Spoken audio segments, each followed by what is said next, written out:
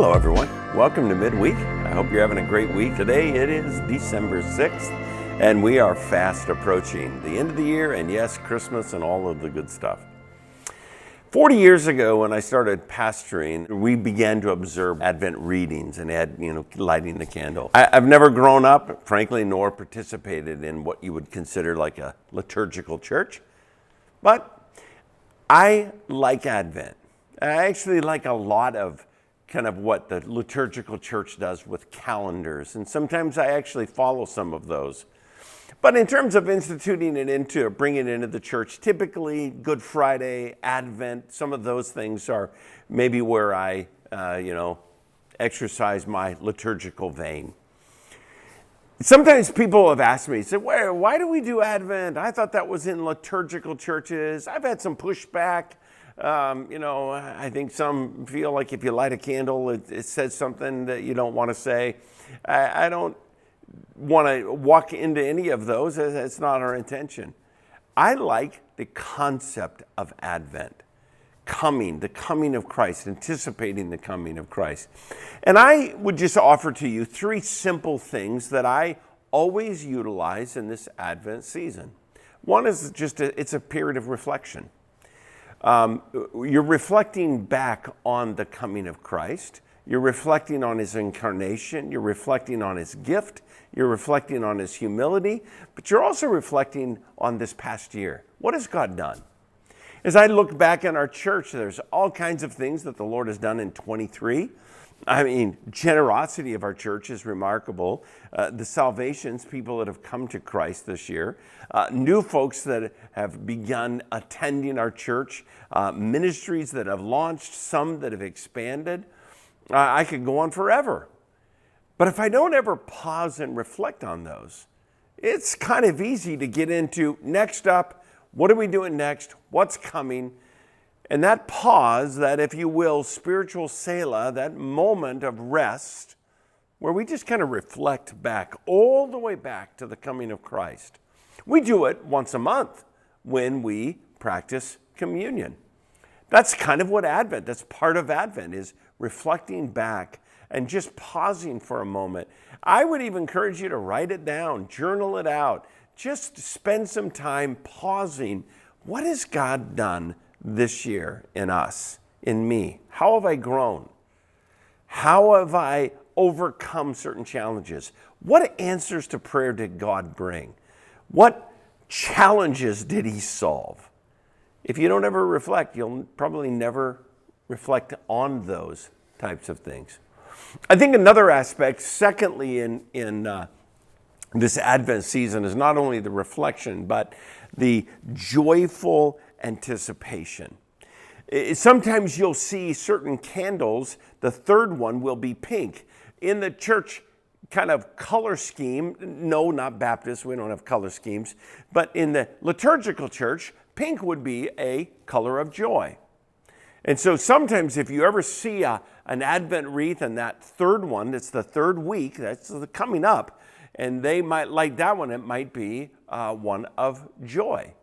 Why? Because Christ brings the most infinite and perfect joy to our lives. It's the anticipation, but it's also the celebration of joy. I think this is one of the greatest gifts of Advent. Partly is because there are certain individuals. My wife is one of them. She's just like always smiling.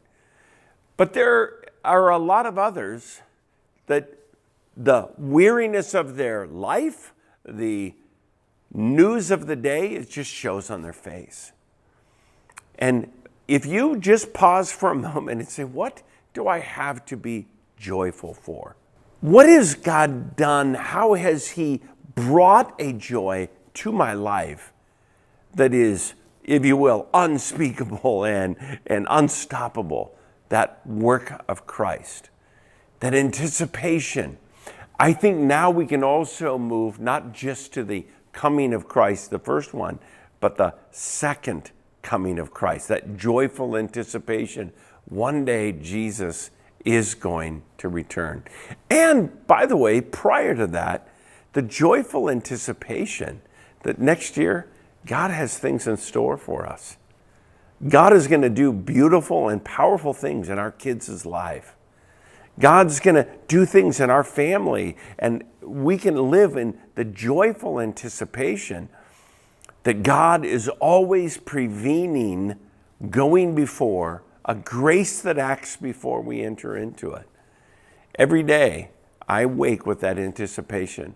I wonder what God might do today.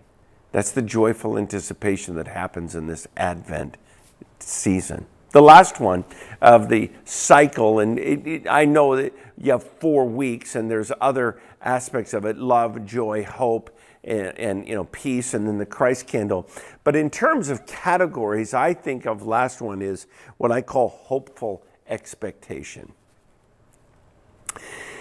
Years ago, there was a sign on a store, and it said, "Coming soon."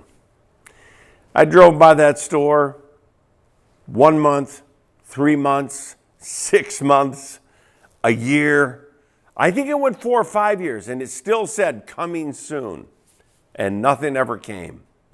And I wondered one time as I was driving by it, I wonder how many Christians kind of live the same way with the return of Christ the way I did with that store.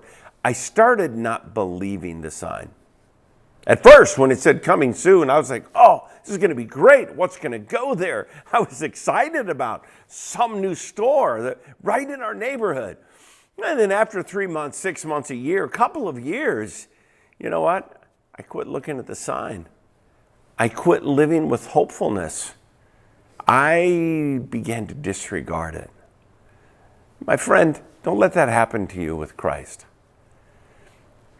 The scripture says that a day with the Lord is like 1,000 years, and 1,000 years is like a day. Don't get impatient with God's patience. Part of Advent is raising up that anticipation again, kind of bringing it back to the top of our life. Christ is coming back. He is going to return. He is going to rescue. He is going to deliver. He is going to judge. And Advent is walking us back through our convictions and reminding us, unlike the store sign, Christ's promise will happen.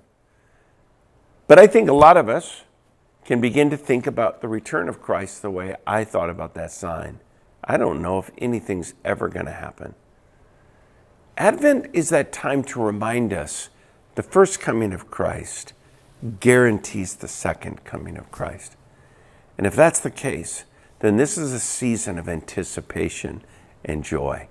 That's why I love to celebrate Advent. Take that journey with me every year in walking through reflection and the anticipation of joy and hope, knowing that the first coming of Christ guarantees the second coming of Christ. This coming weekend, it's so busy around here. I'm telling you, we've got Friday night, the women's ministry is having a fantastic gala, and then Saturday morning early, guys, there's a breakfast. You can still sign up for that. Go online, and then we're making all kinds of gingerbread houses, and then the services this weekend. So I hope you get to participate in a lot of those. And yes, it's going to be busy, but there's always time to sleep down the road. That's what January is for. During our weekend services, it is our Church for the City Christmas offering towards Grace House that helps women come off the streets and live a remarkably transformed life. There are 2 Hispanic churches that are reaching first generation Spanish-speaking folks that have moved here or that live in this area, and we are partnering with them. And then also we're going to bless our missionaries.